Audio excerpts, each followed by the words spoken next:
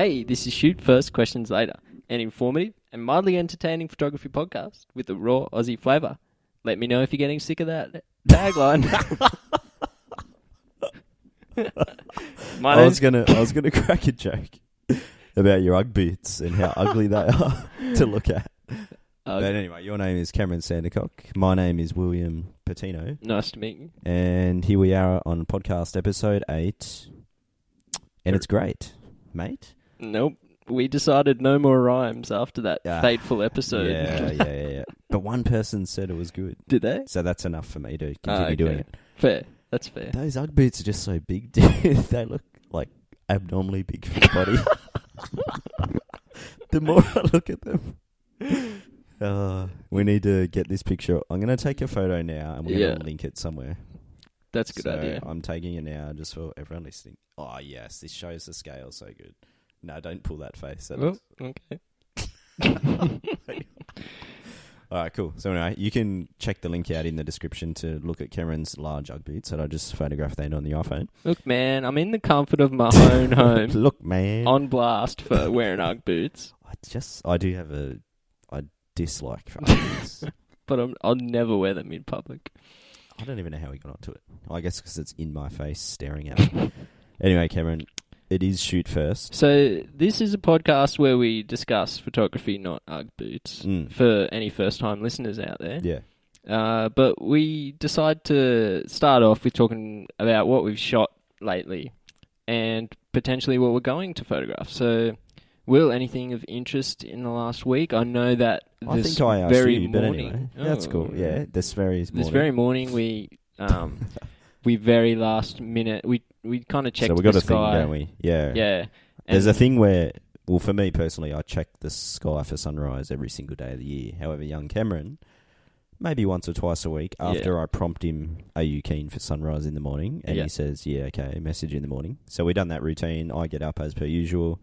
Except actually, this morning I got up at 5. Yeah, you always get up way too early. Yeah, because no wonder why you don't do it often. I'm used to anyway, I forgot that the sunrise was a bit later. And that shows you how late your last sunrise session was because the time. Well, it was before WA. We were shooting the Bommy. Yeah, so it's been a while. Yeah. Anyway, so what happened? I checked the skies, pretty overcast, and then I said, "No, dude, that's no good. No dice." And then I decided to the check again. The unthinkable happened. Will was wrong. Yeah, it started firing up really good. Yeah, a bit of a glow. Last minute sprint just down to Wollongong Beach, which has nothing to photograph but sand and water. But the light was good, wasn't it? Yeah, sometimes the light can just make it fun. The light can be all right. Please stop. Yeah. We're losing subscribers by the rhyme. Yeah, just they're turning off right now. It was nice light. Yeah, it was good. And no real photos to keep, to be honest. But it kind of ticked my box for, take a photo for the day and stuff. So yeah, that's good. That's fun. what you're all about, eh? Just ticking boxes. As long as I just click that shutter. No, it was nice. Nice way to start the day. But yeah, photography wise, that's probably the main thing. Really, it's been relatively quiet. Aside from that, I just usually shooting portraits of the kids as well. Yeah. Aurora is growing up. The baby girl's growing up, and just me struggling to get a good photo where they look not crying or pulling a face. No, actually, my daughter's really happy, being quite happy and animated at the moment. So I'm definitely trying to just take advantage of that and get some cute photos and even video as well. Yeah. Next thing you know, you'll have a market in the mall. Will Patino's baby photography. Yeah. Oh man, can you imagine doing that? No disrespect to anyone that does, but I just imagine you do it. Yeah, imagine me doing it. Yeah. Oh, that would be. I feel uncomfortable thinking about it. I got so much respect for the people that can do it. Yeah. And do it well. That's talent. And what about coming up in the week? What have you got going on? Yeah, big week ahead. First international workshop for the year for me. I've got nothing. Not much for me. So we'll just move on, I suppose. Go on. Yeah, off to New Zealand for the autumn workshop. My autumn workshop or fall fall. For the guys in the States. Because the leaves fall off the trees. So, yeah. What are you going to do? So excited, man. What am I going to do? You're going a bit early? Little solo mission? Of course. Decided to tack on a couple extra days before the workshop for me, myself, and I. Being selfish. And going to head into the mountains and get on a helicopter, and found a place on the maps that looks absolutely amazing. Something I've done in the past, just location scouting and trying to get into the wilderness as much as possible. So I'll be doing that. And yeah, I'm pretty excited for that actually. So that'll be just before the workshop. I won't disclose too much information. It's highly classified. Yeah, hoping for some keepers, for some sort of portfolio shots. You know, to catch a chopper, this trip, it's costing me $1,600 to get a chopper ride in. So, of course, hoping to get a few keepers out of it. But mainly, this experience, obviously, there's nothing like, for me, just being finding those new spots, new locations, and being surrounded by wilderness. There's nothing more fulfilling. It's highly rewarding and it's so good for the soul. And yeah, hopefully I can just get a couple of photos that are going to help portray that and maybe resonate with someone. And that's before the workshop, so I'll be doing that, and then hopefully I can get out and there's no dramas with weather or anything. And otherwise there'll be the workshop peeps will be wondering where I am. And it's autumn, so you reckon you'll head to Arrowtown, grab some of those orange shades? Absolutely, those golden trees. Very jealous. So going to all the if you don't know Arrowtown, just give it a Google, Arrowtown, New Zealand. Yeah. You'll see what we mean. Trees galore, just yellow and gold everywhere. And yeah, hitting up all the classics, Mount Cook, Milford Sound, Wanaka. Yeah, Wanaka. I hear people say Wanaka, and yeah, it makes me hurt inside. No, I'm really excited, cool, man. And I've started creating Facebook groups for my workshops to let people get to know each other beforehand and have a bit of banter. And yeah, that's pretty cool. This crew is seeming pretty sweet, so I'm really excited. I love New Zealand, as most people know, so being able to share it with people, especially for their first time, it makes me very happy. So I'll speak, that's how I speak during the workshops. Yeah, the entire time. Welcome to the workshop. Put everyone on their toes. Mind blank. So what about you, mate? Upcoming? Upcoming. Iceland, Patagonia, New yeah, Zealand. What are you all up to? in 1 week, so pretty heavy week. Nah, literally nothing. I'll just keep trying to push myself in some way. Yeah, fit in the photography in. Yeah, around that. Yeah. Well, maybe you should set some goals. Yeah, that's a great idea. No pressure, but come on. I remember I kind of briefly talked about the last episode, just pushing myself to shoot in unfavourable conditions. So maybe I'll set a goal around when that. The weather looks absolutely boring and terrible. Yeah. You know what? Actually, for me, unfavourable is clear sky. I was seriously about to say that exact same thing. So, and to me, the thought of walking out at midday on a blue sky day and trying to take photos is actually a nightmare. But maybe I should do on your that. Lunch break. Yeah, maybe lunch break? Do you have that? Yeah, that's that would be a real challenge. I can already imagine the outcome now. We'll talk about it next episode, but I think it's going to be tears. Self-portrait of me crying. Just no keepers. In the sun. Down at Wollongong Beach, like blue sky, just postcard shot. Nah, actually, you know what? I'm gonna do that. I'm gonna try to take a good photo in that. Because we've talked about it. So midday light as well? Yeah. I'm gonna do it. I'm gonna try it. Just a pretty sunny day? Yeah. Wow. I'll give it a go. You are. We'll see how we go. Stepping up. Keep you updated. Yeah, I'm intrigued. All right, let's hold him to it. But yeah, nothing really sort of standing out photography wise. So yeah, it'll just be what it is. It'll be what it will be. So yeah, we've talked about shooting. Let's talk about questions. Now we have a little question here from our email that's been emailed to us at shootfirstpodcast@gmail.com. That is and I am indeed and if you send in your questions now, we'll throw in not one but 2 steak knives. Ooh. And these can actually cut through shoes as well. That's how sharp they are. So if you ever need to cut a shoe in half, it's not actually for steaks. It's for shoe cutting. It's shoe cutting. So actually, okay. So I finally got the question. Thanks for embarrassing yourself there while I loaded up the question. That's what I'm here for. Yeah. This question's from Sarah or Which steak Sarah. knife do you recommend? Kearney, and I'm very sorry for the large possibility that I pronounced your name wrong. But the question we're asked... Mate, get off of it. He's struggling. The question from Sarah.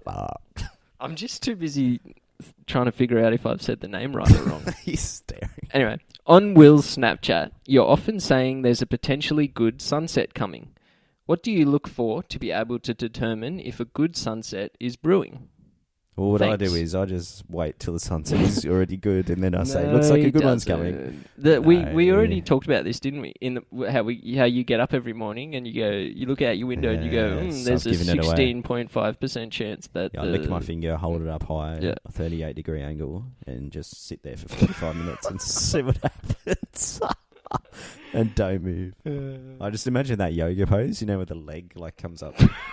One leg comes up sideways onto the knee and just standing there and just doing some weird meditation to figure out if sunrise will be good. No, it is a good question though, one I get asked quite often. And we've even mentioned about the clear sky dilemma, haven't we? Yep. All right. How do you do it? How do you do it? Good sunset brewing. Okay. Let's clarify first of all what is a good sunset. Yeah. So, I mean... it's a diverse question, but the good sunset I suppose we most often talk about is if the clouds are getting lit by red light. So pinks, pastels, colours, all the colours of the bow. I think I've done 2 awkward accents already in this episode. But that's what we generally mean by good sunset, but that's not exclusively what a good sunset is, in our opinion. Anyway, but we're talking the typical, wow. Yeah. The ones where the neighbours walk outside and they stand in the front yard and have their jaws drop to the ground, which I've actually seen happen. But, okay, what do you look for? First of all, cloud cover is everything. Most people, or a lot of people that speak to me, they're like, "Oh, nice clear morning, mate. You would have got some good photos." Yep. Wrong. Let's not go there, all right? We've talked about how much we hate clear days. We hate it. Postcards. Okay, sorry. So cloud covers everything. The cloud is what catches the light as the sun is very low on the horizon. Just the angle it beams up and hits the clouds. Not going to get scientific because I really am not and I don't understand it. But you need the clouds there first of all. Now, how much cloud? Well, whatever. Kind of the more the merrier. Some of the best sunrises and sunsets I've ever seen is pretty much when rain is on its way or clearing. Yeah, really thick rolling that cloud. Dense cloud that just glows, and that's where you get rainbows in the mix as well. Often, so that's lower cloud as well when you have that rain cloud, but the higher cloud also is what really ignites. But just having any cloud around, if you don't see cloud, there would not be colour essentially. Am I right? You are wrong. In saying, in your experience, that higher cloud gets a more pastel-y colour and lower cloud gets that more intense red. Like the flames. Yeah. Do you feel that's from my experience? Yeah, definitely. Yeah. So both are sort of favourable. They're good for different things. But But they're key. So we've got the cloud in the sky. Let's say you look out, you can see quite a bit of cloud around. That's all nothing if where the horizon is, where the sun is going to meet the horizon, if there is cloud there, and generally it will be a bit of what I'd call a band on the horizon, that is just going to block the sun from being able to do its thing and literally emitting its light. And unfortunately, all the cloud from there upwards is just going to not light up. It's just going to get blocked out. So I guess the magic recipe which I look for and what I tell people to look for is lots of cloud in the sky, and then on the horizon an opening or a window, or cloud. A horizon gap. The horizon gap is the term. Yep. So it's like, you might see the cloud and it's like, oh, is there a gap on the horizon? Sometimes I'll message people if they might have a better vantage point than me where I am at the point in time, like, oh, can you see a gap on the horizon? Things like that. If you can see that, pack the car, pack the camera gear, get out there as soon as you can because things are going to happen. And often, especially for a sunset, obviously you're watching it throughout the whole day. and you'll be able to tell a good hour in advance. You can't call it too early because you'll be surprised how quick clouds can move and change everything, but a good hour out, if you can see that structure, then you can almost count on it being a good sunset. And in reference to what Sarah said about the Snapchat, or Sarah, I believe, that's why. Because on Snapchat, if I'm just looking at the front yard generally, and I can look west from my house from the front yard, and I'll just be able to see if there's a gap.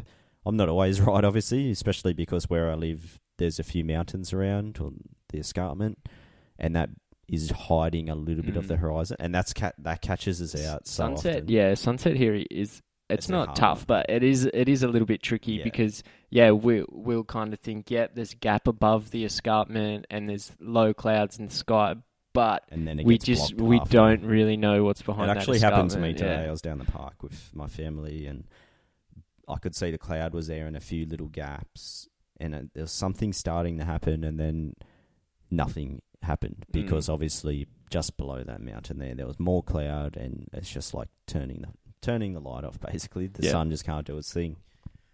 So that's what I'm looking for those vibrant, just really memorable ones. And I've been doing this now almost 5 years, and more or less looking out the window every single day, looking at the sky.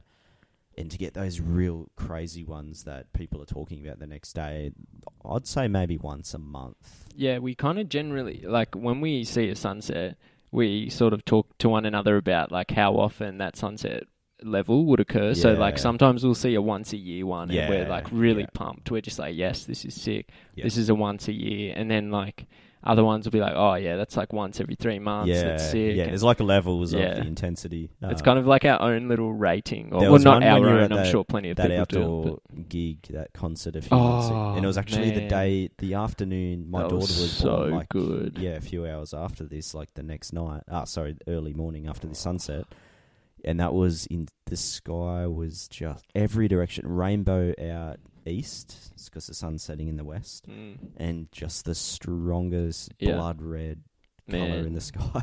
That was once every 2 years, I'd say. Yeah, that one was... I was about to say that actually it's might be poignant to say that these conditions for a good sunset also are good conditions for rainbows if it's a few hours earlier. So like when the sun's higher and if there is those rain clouds out, like if it's sunset and then the rain clouds out east, then you're going to get those rainbows, and then the sun keeps dipping and it starts to hit the cloud above. Yeah. And that's exactly what happened this time. It's just the dream scenario. Yeah. And I've seen this probably twice now for sunset and once at sunrise, where I've even been at a sunrise under an umbrella because it was raining on me, but the sky was just orange and behind me was a big double rainbow. It's just the dream scenario, in my opinion. And that one you were talking about earlier in the year, I was like debating with myself all day whether to take my camera into this outdoor concert festival. And like I was just like, I'm going to bring it. Nah, I'm not gonna. I just want to have fun, but I want to take photos. Anyway, I was just so like... The heart was... You didn't bring it, did you? My heart... Yeah, I didn't bring it. And it was just like simultaneous joy from seeing what I was seeing. Because it was like everyone was like loving it. Like I was laughing. Just the vibe is good at a festival anyway, of course. Yeah. Depends, but And like I was just looking at this sky, and there was 2 rainbows in different places. The whole sky was orange. I was just like laughing in like pure joy at this thing, and also at the same time like crying because I didn't have a camera. Yeah, it's such. But I took I had my iPhone and whatnot, so at least I can look at that. You try and convince yourself that was enough. Yeah, well, at least I have something. It's something. It's just heartbreaking if you're a landscape photographer. It hurts, doesn't it? And you definitely want to be able to appreciate this beauty without the camera, but there's just that creative side where like I'd love to work with what's been given here, this canvas, and as we said, it's just so rare. But that's what we're looking for those scenarios. But also, as far as what makes a good one and a bad one, obviously, as we said, it's subjective. Sometimes for me, it's the drama that you can get. It's generally always cloud related, but it doesn't have to be colourful. Sometimes it can just be weird formations, whether wind is whipped up weird shapes in the sky or a storm's on its way. It's not necessarily about the colour, but for me personally, I'm always just looking for that drama or just something. You could use the word sublime, sublime. That's a good word. Yeah, something that you're not seeing every single day, and it kind of humbles you and reminds you of your place in Earth. Those are scenarios, and generally it's cloud related. I think a lot of the appeal of photography is that any style of photography is that you're capturing a moment in time, right? But too deep. Just relax. Right? But if you like, it's more special when you're capturing a moment that is not as seen as often. So yeah, let's face it. So that's why a clear sky, you will see that often. Yeah, so it's less. But with cloud, you'll never ever see the same cloud structures again. Yeah, but you'll see a clear sky again and again and again. So I guess that there's so much appeal to it, being able to photograph that. But yeah, unfortunately, it's quite rare. But I'll just start with sunsets and just looking at the cloud structure. And then, you'll learn to what to look for. And for me, I know a few people that use apps to try and determine this stuff. Like, I've had a lot of people say, it's meant to be a good one in the morning and things like that. I honestly just recommend using your own eyes and making the judgment from there. Even weather forecasts that might say it's going to be clear and sunny, I've seen those wrong. I've seen forecasts that say it's going to be pouring down rain in the morning. I've seen those completely wrong. I just really recommend just getting out and having a look. And even the sunrise check, like I said, I do that every single day. I just go straight back to sleep. Your body's still tired enough. You just stumble out. If you're fortunate enough to be able to kind of look east to some degree, you can get a rough idea of what's out there. And if it's no good, then go back to sleep. Or even better, stay up and just start your day fresh, nice and early. Yeah. Which probably most people are shaking their head at. But anyway. Yeah, and we've gone out times as well where all of these conditions seem to have aligned, and we're like, this is going to be banger. And then, like, out of nowhere, just like the wind picks up in the sky, and it'll just wash all these clouds over, and it'll at the be same time, it's gone. Just taking our joy with them, with the wind. Our joy and happiness is gone with the wind. Oh, so many times. That's the title of my new autobiography. Fail after fail.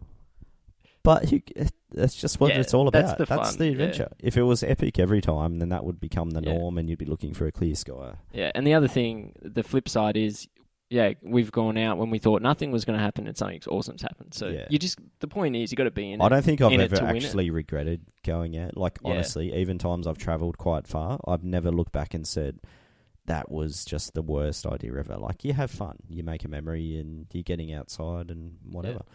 I think, just to keep it simple as well, if the forecast is saying there's possible rain on the way, that's generally where there's going to be a higher chance of getting that nice cloud around and having a look. So don't be deterred if it says rain possible in the morning or likely.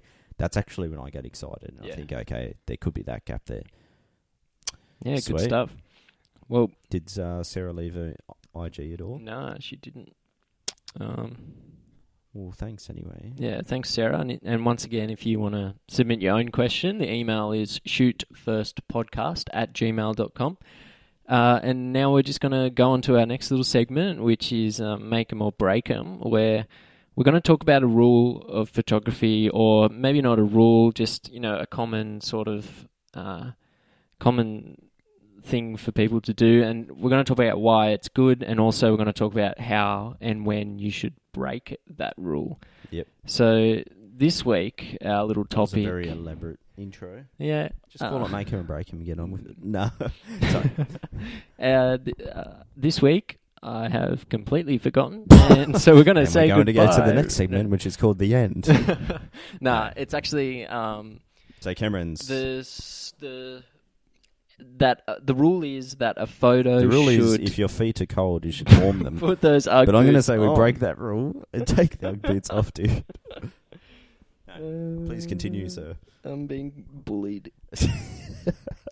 The rule this week is that your photos should tell a story. Now... Which pretty good rule. I mean, if your photos tell a story, that's cool. Through your work. Yeah, just try and add an extra a depth to your photo by making a story, make the viewer maybe think and put together a story. I'll talk about a photo that I took recently, not thinking it's a great photo or anything, but That's not what you said to me off air earlier. Part of the reason I liked it was because there's like a moment in the photo where the subject, a person, is in the motion of turning around to look at the camera. So this photo, yeah. Now you like it. I said that's my favourite one, and you were like, nah. Oh no, you said it was your second favourite. Yeah, and then I said, that I think one of the reasons that it intrigued me was because there was like this anticipation of this movement happening, and anyway, like a story isn't always like a narrative. It could just be like, something's happening and the viewer is involved in it somehow. So there is good things to sort of having this. What's an example of a straight up a story in a photo? Maybe. How about what's an easy one that people could, just to kind of help people visualize this here? Do you have one? You've got one. Yeah. Well, you go. Fleeting. Oh yeah. An image of yours, which we will. How about we link it? Yeah. Into the episode. This will be with the Uggies photo. So we've got the Uggies for you, and now we're gonna. This is one of Cameron's. So he's got two: Fleeting 1 and Fleeting 2. Yeah.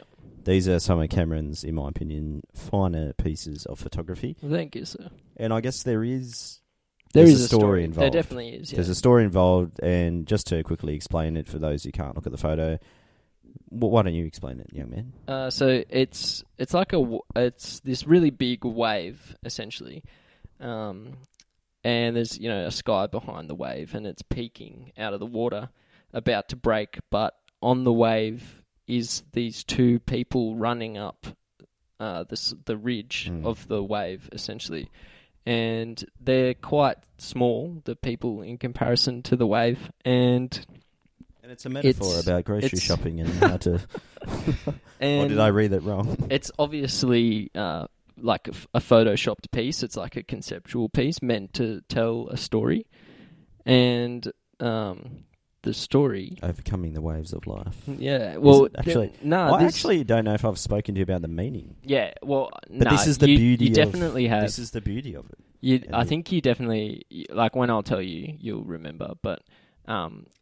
one of the coolest things about this photo was when I shared it. Eventually, everyone was telling me what it meant to them, and it was like completely different. Not completely, but it was different to my original intention, which it did not bum me out or anything at all. It was awesome to hear that people were like developing their own, meaning from this photo that I had. And I can't help but think of music, for example.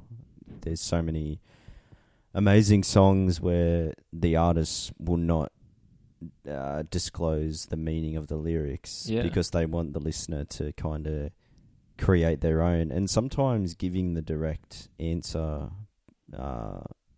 behind the piece can ruin it for people. Yeah. Because, in your own mind you have it as something, and if you find out that it's not about that at all, it can really turn you off. So I think that's the beauty of sometimes leaving it up to, to the viewer or the listener in the music scenario to decide for themselves what it means to them, and then they're happy with that because to them that's what it is. Yeah. And so this is like... And like you said, it didn't bum you out. Everyone had their own different interpretations. Yeah. And I will just kind of ruin it or whatever and tell you what my so now all these people were going to quite disappointed. But it means like I've what you've said, I've felt a meaning from someone's songs, and then I've like looked into it and found out what the person actually meant, and it's different, but it still means that to me. Yeah. Anyway, so the point is this photo, it's I'm reading from my website here. It's an expression of realities, because it's Fleeting 1 and 2. Fleeting 2 is the photoshopped one. Fleeting 1 is a real photo without photoshopped. Yeah. And yeah, it's an expression of realities and how our imaginations have the ability to roam free and imagine without boundary. And then it talks a little bit about how the imagination we have is sometimes just as real as the physical reality that we live in. Anyway, so it had a story and whatnot, and I felt it was a cool story to tell, and so that's an example of image having a story, I suppose. And this which shot is of yours is went kind of semi-viral. Like a lot of people have seen it, and it's a really nicely done piece, and I like the two of them together as well. Yeah, thanks, man. But this is tearing up, dude. This is, okay. I'll let you borrow my Uggs next time you come over, just for that. Pre-warmed up. Oh, gross. But that's an example of the story. So that's maybe the a good reason. storytelling. Yeah, and that's the benefit. Yeah. Like a good way to use this rule is to, as I guess what I said before, add a bit of depth to your photos, and and even for you it's a good way to outwardly express something. Maybe it's emotions or you're going through something in life. There's nothing better than to sometimes put that through your photography or any visual art or anything like that. Yeah, absolutely. However, let's get on to the breaking of the rule. You told me a good little story earlier about someone breaking the rule, and they just said this one line really that pretty much sums up our rule breaking scenario. Yeah, that's right. So I've got a friend, amazing photographer, and he takes a type of work where sometimes it looks like a lot of thought process has gone behind the shot, and which there definitely has, but you can read into it a lot more than anticipated. And I think I remember one time him basically saying like, "Nah, I just took the photo because it looked good." Like, upon being questioned about the photo. Upon being questioned about, said, did you do this because of this, and is that what it's meant to mean? Looking into the story side of things, and it was essentially like, "Nah, I just looked good, and I took the shot." Which is fine, like perfect, and sometimes keeping it simple works great, and people can interpret things however they like. That's all good. But I think the idea is you don't always have to overthink things and worry about, okay, why am I doing this, or what does this mean to me? Sometimes just go with that emotion, just push the shutter. If you visually see something that jumps out at you and resonates with you, just shoot it. And if in looking at it later you kind of don't really know exactly what it is or whatever, then that's okay. Like if it still means something to you and it looks nice, then that's it. That can be the shot. And that comes back to music. Like I think I remember Kurt Cobain with Nirvana. Some of his lyrics were so peculiar and really bizarre. Yeah. And people were looking into them so heavy, trying to figure out what is he saying here and trying to decode what he was going on about. And he was like, "Nah, just use that word because it kind of just fit in with it just rhymed correctly or whatever." And it completely kind of ruined it for people. And that's the same with photography. Like, it doesn't always have to be so in-depth. Yeah, and this, what we're talking about now, this sounds almost like it's against what we've said in previous episodes where we've talked a lot about, sort of the flip side of this coin. But I think that just goes to show sort of how complex, you and I think photography is. Like, it has all of these, like, different ins and outs at times when you but can do this. You can do this. You can do whatever you want. Rules. Yeah, like as we said before, no rules. Essentially, another friend came to mind. She shoots a lot of self-portraits, and sometimes the poses she does with the portraits, I'm like, whoa. I wouldn't even think to pose like that. Like it's, I guess I should try to think of an example. Like somewhere she's maybe covering her eyes with her hands or just things like that. Yeah, I know what you mean. And I couldn't help but like straight away go, "Oh, what is this trying to say here?" And then same example. I think it was just like she was just doing it, just moving around, trying different things, and then that one for her happened to look like the one that looked best to the eye. It pleased the eye the most, and that was it. And there wasn't necessarily meaning behind it. However, looking at it, you can go, "Man, this is deep. Like this is talking about, shielding your eyes or whatever it is, whatever you want to go into." But yeah, it wasn't always the case, just like the other person I spoke about as well.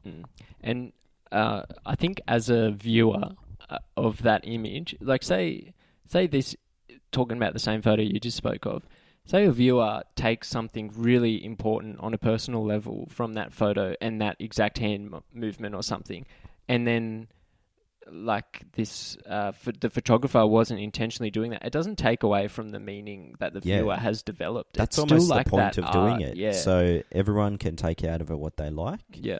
And they're all correct.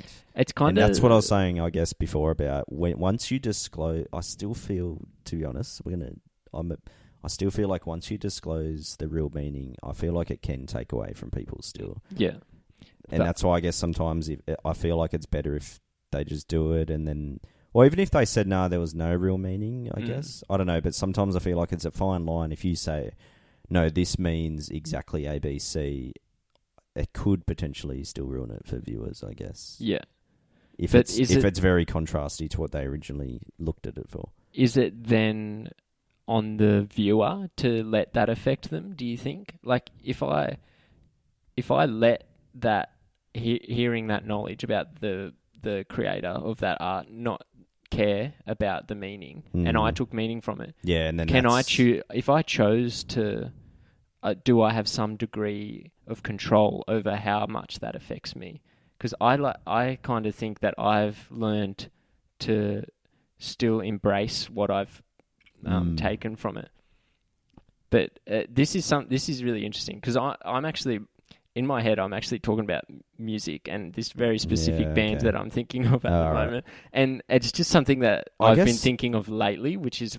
Yeah, anyway, so I'm just more talking out my... Most of the shots I'm thinking process. of are definitely like with people in them, but let's put it in a landscape side of things here, which is much harder to tell a story with. However, sometimes I'll look at a landscape photo and my mind will straight away jump to conclusions like, oh, that looks really cold, that looks really wild and uncomfortable, and it appeals to me because I'm like, man, those conditions look tough and that's just a really strong photo. And then if the photographer says, no, actually, like I shot it out of the car window, had the heaters on, and it wasn't really windy, it's just the illusion type, I can totally go, and it just, do you know what I mean? So I feel like and that ties across all genres then, whether there's people involved in the shot or anything, even if back to music again, I just feel like you can get turned off it a little bit. It loses that charm. Yeah. Yeah, no, I do know what you mean. You know what I mean? I know it doesn't always apply, but I just feel like sometimes it's good if the artist doesn't always say what it means. But I know that when I'm honest about my shots sometimes, I feel like it resonates more with people because they go, I know where you're coming from now. And think it's just one of those things. The bottom line probably is that everyone is going to take something different. Yeah, there's no right or wrong. Whether you create a story on purpose and disclose what it means, or you don't bother trying to tell a story at all and you admit to that or whatever, I think, yes. I don't know if there's really a tip here, or it's not really about tips. I guess the bottom line is... Yeah, look at both sides of that argument. And there is no right or wrong. Yeah, have a go at doing both. If you feel like you can't tell a story, then it's okay. And if you feel like you can, it's fine. And if you want to share it through words later... then even that's cool. It's probably something that we both do. Like you and I will have photos that we've intentionally, told a story, and then ones that we definitely haven't. And so there might not be. Or experiment with both. You might like one more than the other. It might push you in a direction. And I think, I personally would love to create more ones with an intentional story in it. I know for me, it's so much harder. It takes more time. Nature. I think. Yeah. And I do have ones where it was almost a subconscious thing. I looked back at the photo. Yeah. And I went, whoa, I was really going through a hard time and it came through the photo. That fleeting photo we were talking about, the fleeting one is a hindsight photo. It was a looking back on it and realizing something. Yeah. And that then helped the creation of Fleeting 2. Yeah, so they work in conjunction with each other, where Fleeting 1 was that not intentional storytelling, and Fleeting 2 is the intentional And knowing these facts makes me appreciate, and I already did appreciate the photos a lot, but people can know this now, and they'll probably take a lot more. So this is one of those scenarios where knowing all these facts and the story behind it really enhances the work. For sure. Yeah. And then, as we said, there's a flip side where sometimes people might be like, I thought it was about this. And it's a tricky one. Yeah. But bottom line is, you're the creator, you're the artist, and just follow your heart, follow your instinct. and you can't shouldn't. go wrong with it. Just Yeah. do what you want to do. Yeah, we try to not let how other people receive your work affect what you put out there too much. So. Otherwise, you're just going to be chasing Trying after to the please, wind. You're never going to get there. Yeah, well, look, we've run over. We have rambled on. Yeah, but that was good. Yeah, I feel so invigorated. I feel creative. Me too. I feel inspired. Let's get out there. But it's this 11 week. o'clock at night, and I think we're going to go to bed now and forget all this. No, No, I'm not going to forget my midday shoot coming up. Yeah. Oh, he's reminded us again. He's going to do it. All right. In the Ugg boots. Thanks for listening, guys, and we'll catch you next week. Will be fresh from New Zealand. We'll have a bit to talk about. Yes. Looking forward to it. Hopefully. Send your questions in, and we'll see you soon. Bye. Bye.